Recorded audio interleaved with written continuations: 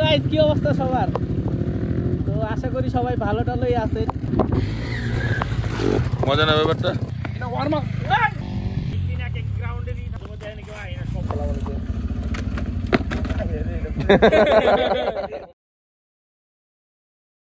আসসালামু আলাইকুম হে বাংলা মানুষজন, কেমন আছেন আপনারা? আমি হাসান যেহেতু চলে এসেছি আপনাদের সামনে নতুন একটা ডেইলি ব্লগে। কুয়াশা ভরা ঠান্ডার এই শীতে আপনার রাইডিং যে এক্সপিরিয়েন্স, ওই এক্সপিরিয়েন্স যদি আপনার ভিডিওতে বুঝাইতে হয় তাহলে আপনার করতে হবে কি জানেন?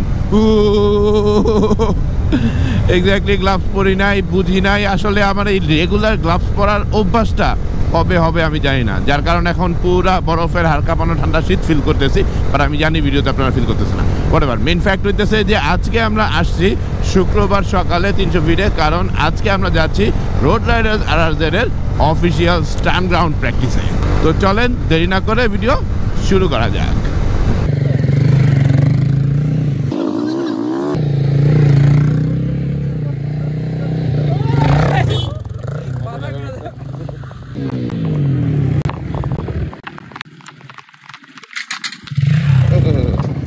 ঘটনা হইতেছে রোড রাইডার্স RRZ এর জার্নির ইতিহাস অনেকবার বলা হয়েছে, নতুন করে বলার কিছু নেই। জাস্ট ছোট্ট করে একটু বলি যে আমরা রোড রাইডার্স RRZ পুরো বাংলাদেশে মোটর বাইক স্টান্ট করতেছি 2012 থেকে। এই 11-12 বছর যাবৎ রোড রাইডার্স RRZ বাংলাদেশে স্টান্ট করতেছে। তো স্টান্টের ব্যাপারটা যেই ক্রাইম, যেই ইলিগেল ফাতরামি, শেষরামি, ছাপড়িগিরি ওই জায়গাটায় না। আমরা একটা প্রফেশনাল মোটর স্পোর্ট হিসেবে এটাকে দেখতেছি এবং শুরু থেকেই দেখে আসছি, সামনেও দেখবো ইনশাল্লাহ। যার কারণে একটা নিরিবিলি গ্রাউন্ড আমরা চুজ করি প্রত্যেক সিজনেই, যে এই গ্রাউন্ডে আসলে কোনো এক্সট্রা ভেহিকেল থাকে না, এক্সট্রা মানুষজন থাকে না। পূর্বাঞ্চলের একদম ভিতরের দিকে চলে আসছি। যুগের পর যুগ, সময়ের পর সময় আমরা এই গ্রাউন্ড চেঞ্জ করছি। তো এই গ্রাউন্ডে আসলে প্রফেশনাল ট্রেনার দ্বারা ট্রেনিং করানো হয়। বেসিক্যালি আমরা বলতে পারি বাংলাদেশের মোটর বাইক স্টান্ট একাডেমির সবচাইতে বড় যেই অ্যারিনাটা, সেটা রোড রাইডার্স RRZ এর। তো আলহামদুলিল্লাহ, thank you Road Riders RRZ এর পুরা সকল টিম মেম্বারদেরকে, যারা আসলে যাদের স্যাক্রিফাইসে আজকের এই টিম রান করতেছে আলহামদুলিল্লাহ। তো আমরা বিভিন্ন জায়গায় বিভিন্ন কোম্পানির পৃষ্ঠপোষকতায় আসলে প্রফেশনাল মোটর বাইক স্টান্টগুলো করে থাকি। এটা প্যাশন থেকে করে, ছেলে পেলে শখ থেকে করে। তো এগুলো আসলে যে কোনো জায়গায় আসলে না জেনে না বুঝে সেফটি ছাড়া করা যাবে না। আমরা কিন্তু সেফ এনভায়রনমেন্টে সেফটি নিয়ে করি। তো দোয়া রাখবেন আমাদের জন্য, আমরা যেন আসলে বাংলাদেশের মোটর স্পোর্টটাকে আরও ডেভেলপ করতে পারে, আরও সামনে এগিয়ে নিয়ে যেতে পারি। আর এই তো স্টান্ট গ্রাউন্ডের অনেক ইতিহাস আছে। আমার সাথে থাকলে স্টেপ বাই স্টেপ আমরা এই ইতিহাসগুলো জানতে পারবো বা আপনাদেরকে জানাতে পারবো। কারণ আমাদের এই রোড রাইডার্স RRZ এর স্টান্ট টিমের জন্য অনেক স্ট্রাগল, অনেক স্যাক্রিফাইস আছে। যদিও এখন আমি আর স্টান্ট করি না, কিন্তু তারপরে গ্রাউন্ডে আসলে আসলে ভালো লাগে। হ্যালো গাইস, কি অবস্থা সবার? তো আশা করি সবাই ভালো টালোই আছেন।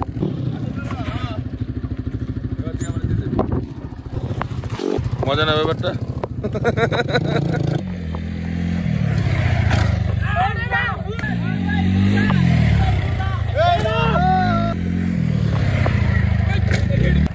ভালো না এরকম একটা মানে ফুল জ্যাম। 1 2 3 4 5 6 এটা ওয়ার্ম আপ। একদিন এক গ্রাউন্ডে দিয়ে থাকে ভাই, মাঝে মধ্যে যায় নাকি ভাই, এটা সব হয়ে যায় 10 টাকা দাঁড়ায় আজকে কেউ না যায় না, আজকে সব হয়নি ঠান্ডা ওই দিকে দিই ভাই। দেখি আমরা বলাবেন খাড়াই দেব, বলাই দেরি করছে। হ্যাঁ, পুশ-আপ দেওয়া হইতেছে।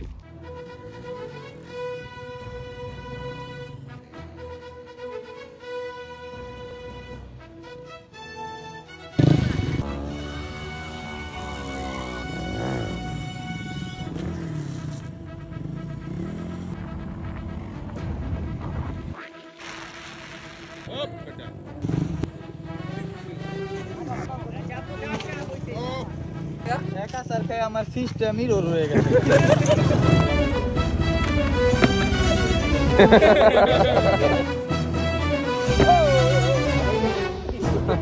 Okay, nice to meet you.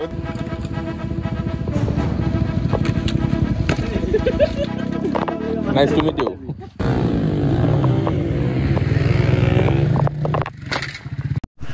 আল্লাহ হাফেজ সবাই, আল্লাহ হাফেজ।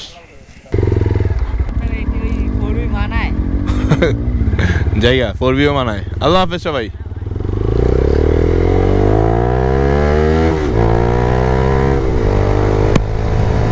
যাক, অনেকদিন পরে গ্রাউন্ডে আসলে ভালো লাগছে, কারণ আমাদের স্টান্ট রাইডারদের গ্রাউন্ডে আসার একটা অন্যরকম ফিল আছে।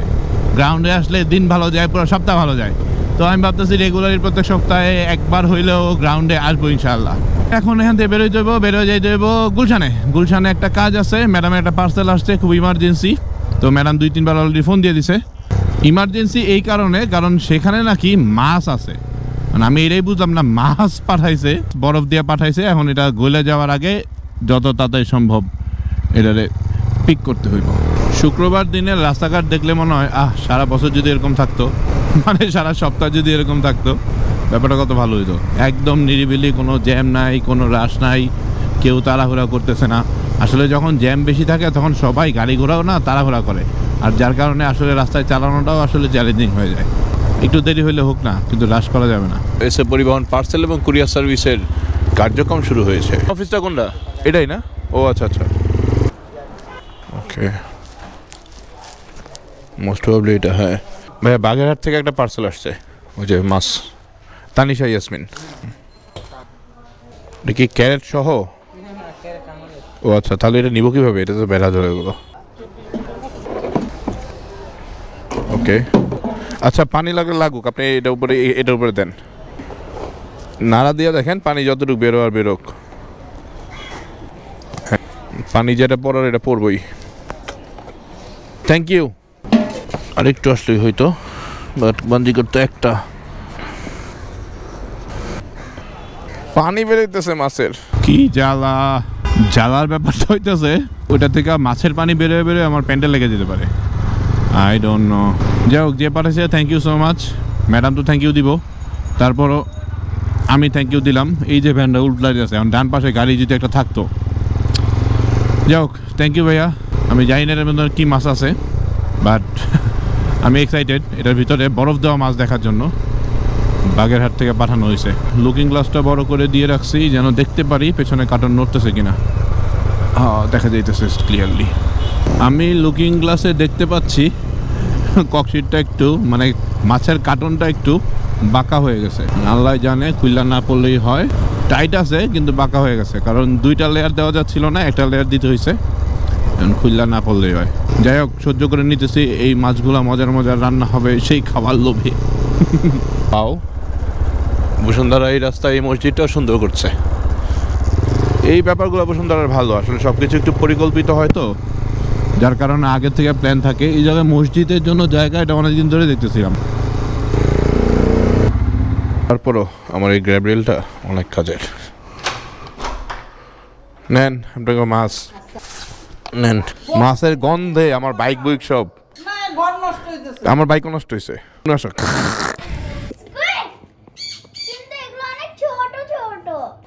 মাছগুলা দেখার পরে আমার মনে হইতেছে আমার মাছের গন্ধ সহ্য করা সফল। কারণ তোমার আমি রাস্তায় চিল্লাইতে আইছি যে আমার মাছ আনতে পারাইছে, বাট এতগুলা মাছ দেখে আমি আসলে অনেক অবাক। বনু কোনটা খাবা? চায়ের মেলা চলতেছে, মেলা। আমিও খাবো। তারা মাছ কাটতে বসে পড়েছে, আমারও চা খাওয়া শেষ।